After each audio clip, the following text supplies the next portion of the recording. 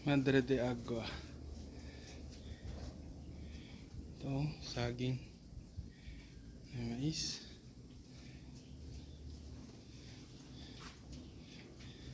Pumuna tayo dito.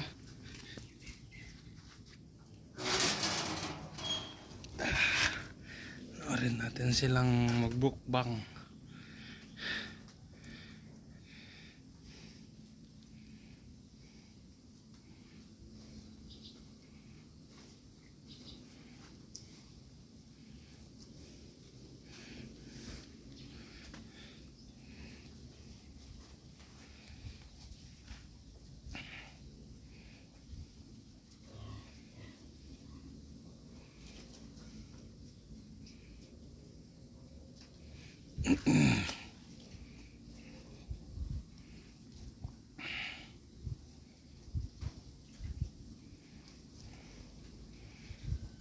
Yung pagkain nila dyan dito sa ayan,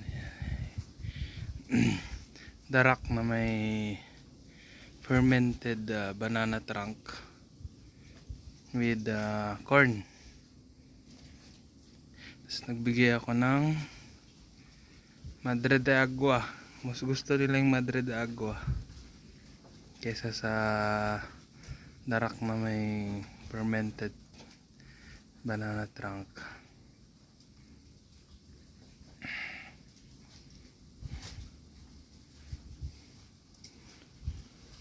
Nag-trim kasi ako ng Madre de Agua. Ayan. Kaya pinakain ko sa kanila yung mga pinagtriman natin.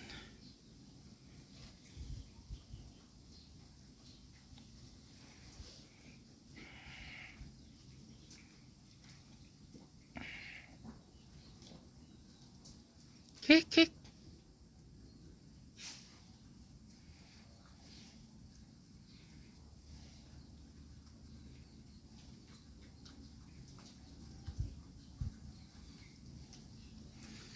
Pure native tong mga to. Kaya ako nagtataka bakit may puti-puti sa kanila. Yung kanilang parents pure black.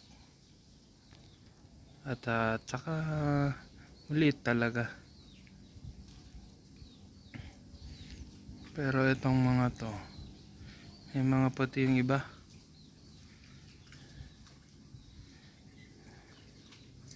Ayan. Mas malalaki yung mga babae. So pagdating ng araw, madaming pwedeng maging inahin. Ito galing to sa dalawang nanay. Isa nanganak ng 8. Namatay yung isa. Yung isa nanganak ng 7. Buhay lahat, no? 15 lahat to. Pero habang lumalaki, namatay din yung dalawa. Tapos yung isa kinatay. Ang birthday ng mother ko, nilitsyon. Ang height size niya is ganito. Mga ganyan size yun. Yung nilitsyon namin. Madami din busog-busog din. Dami din nakinabang. Ito mga 3 months old. 3 months old pero kanya palang kaliliit. Halos mga 20 kilos. Sobrang, ito ata yung pinakamalaki. Yan.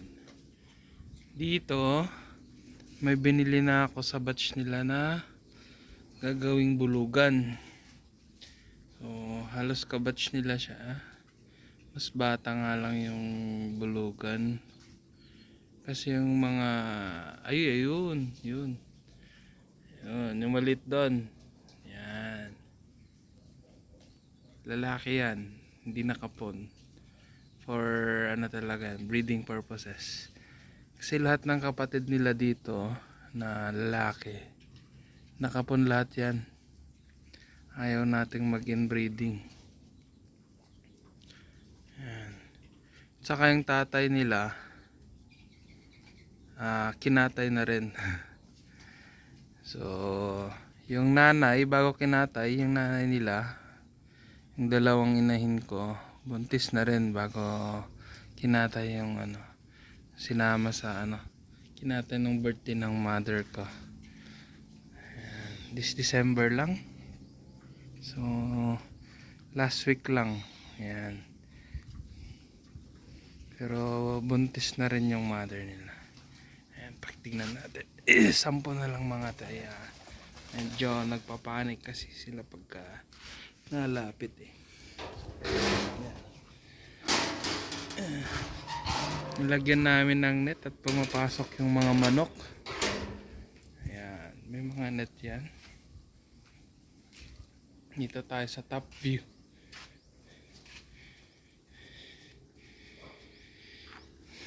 Yan.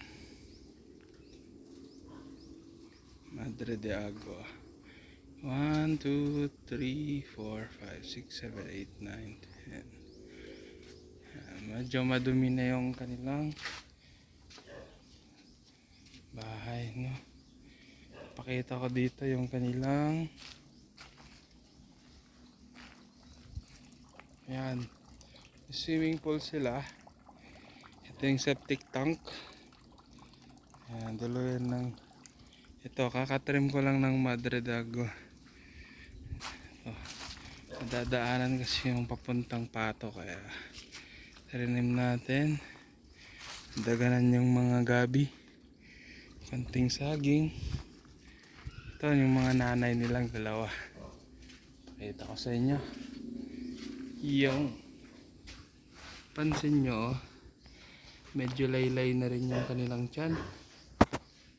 Yan, malapit na rin siguro mga anak mga yan.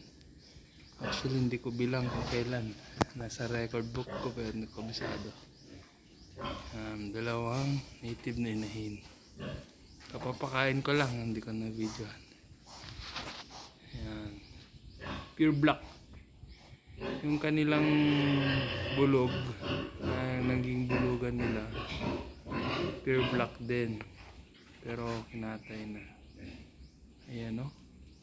Halos sasayad na sa sahig yung kanilang tiyan.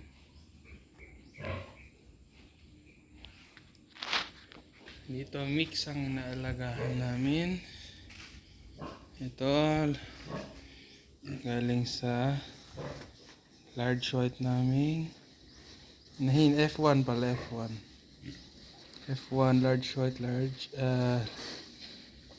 Landrace. Sorry. 7 lang yung anak.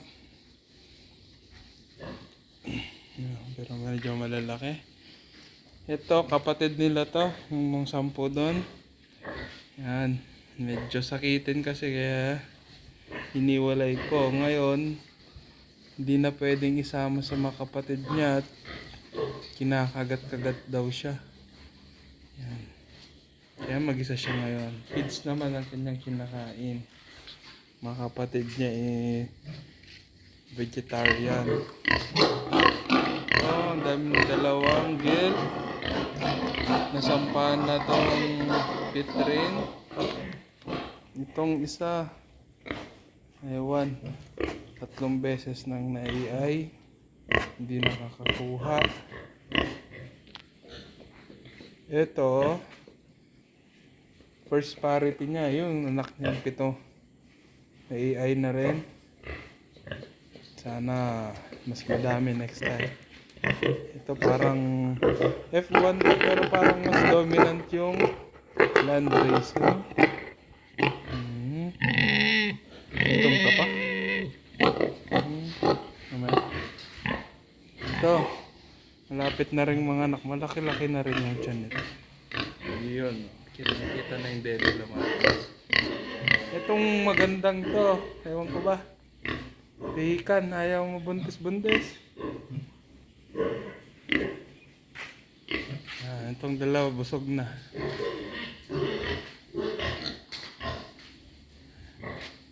Tulog na yung mga ano. Ito mukhang may sakit oh. Kinagat-kagat kasi yan ng mga kapatid eh. Iniwan ng isang araw. Mamuntik daw mamatay. Sabi ng father ko. Dito yung lagayan namin ng feeds. Ayan, meron kaming darak. Ito, breeder. Mga ba to? Breeder feeds. Pero ano siya? Hindi siya pelletized. Ito, grower. Ito yung corn. No? Full corn siya. Ace ang ginagamit namin. Pero dito sa breeder feeds, New Jersey. Siya ang pinakamura sa market. Kaya ito, try naman. Okay guys, bye.